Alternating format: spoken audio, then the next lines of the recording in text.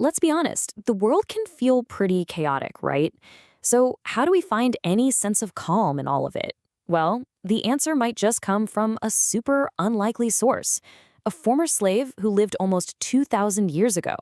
He became one of history's greatest thinkers on what it means to be truly free.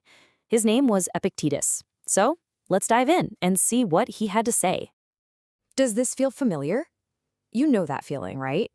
Just being constantly slammed by things that are totally out of your hands, leaving you feeling kind of anxious, maybe even a little powerless. I mean, you know the drill. The news alerts are always pinging on your phone, you're scrolling through some drama on your social feed, the markets are going haywire. It's just this constant barrage, and it can really feel like a uniquely modern kind of stress. But what if I told you this isn't a new problem? Not really. What if the tools to deal with all our modern anxiety were actually figured out thousands of years ago? Because, while our specific stressors have definitely changed, that fundamental challenge of dealing with a world we can't control, that's as old as time. Okay, so let's meet our guide on this journey, Epictetus. And his story, it's just incredible. Externally, this guy had zero power. I mean, he was born a slave. And yet he managed to achieve a level of internal freedom so powerful that emperors and generals would eventually come to study his teachings. Think about that for a second. So, he was born a slave in what's now Turkey. He gets brought to Rome, and his owner was a notoriously cruel guy in Emperor Nero's court. He was eventually freed, only to then get banished from Rome entirely. But it was in exile where he founded the school that would cement his legacy. So the big question is, how did a man with so little external power become one of the most influential thinkers on freedom? This one quote basically reveals his entire mindset. Legend has it that his master, in a fit of rage, threatened to break his leg. Epictetus just calmly replied that, well, if he did that, the leg would break. The master did it, and Epictetus, without missing a beat, just said, "See, I told you it would break." He understood that while his body could be harmed, his mind, his inner self, was completely untouchable. And that right there, that's the key to his entire philosophy. His whole philosophy, the source of this incredible, unshakable peace he had, it all boils down to one simple but totally life-changing idea. He called it the dichotomy of control. But first, we have to get a handle on what he called the will. The best way to think about it is like the command center of your mind. It's not just about wanting stuff. It's your core ability to judge situations, to make choices, to form opinions. And according to Epictetus, it's the only thing that is truly 100% yours. And here it is, that big idea in action.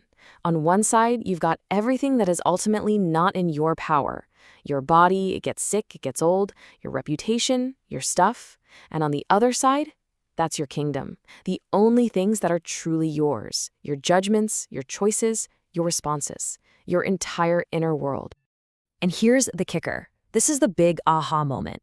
Epictetus argues that basically all our anxiety, all our frustration, all our suffering, it comes from one simple mistake. We burn all our energy trying to control the things on the left, while we totally neglect the one area where we have absolute power, the things on the right.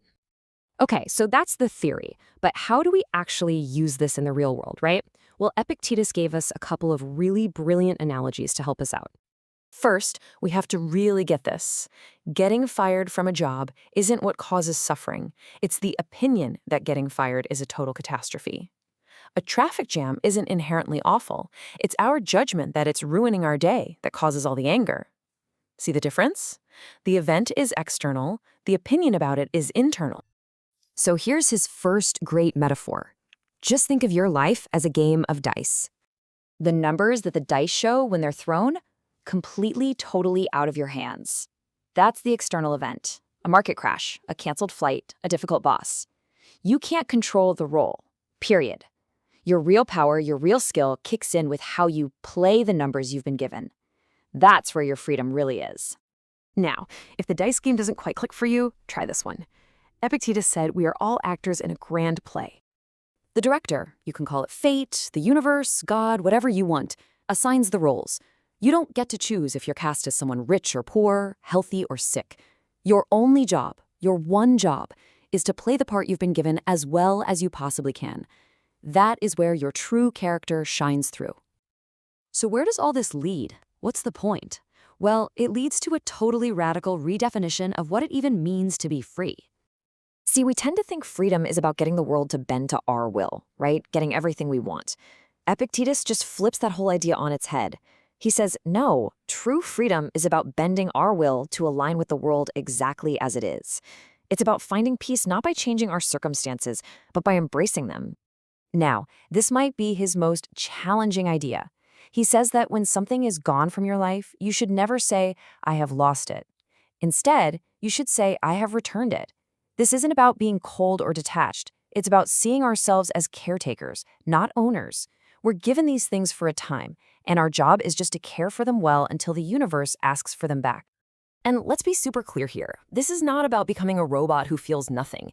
It's about knowing what's actually worth protecting. Think about it. You don't get upset when your neighbor's car gets a flat tire, right? Because you know it's not your car.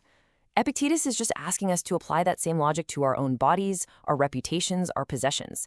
Protect what is actually yours, your character, your choices, and your peace of mind. So the final question Epictetus really leaves us with is this. Are you going to keep looking for freedom and peace out there in the external world where you have absolutely no control? Or will you, like the slave who became a master of his own mind, finally look for it in the one place it has been all along, inside you?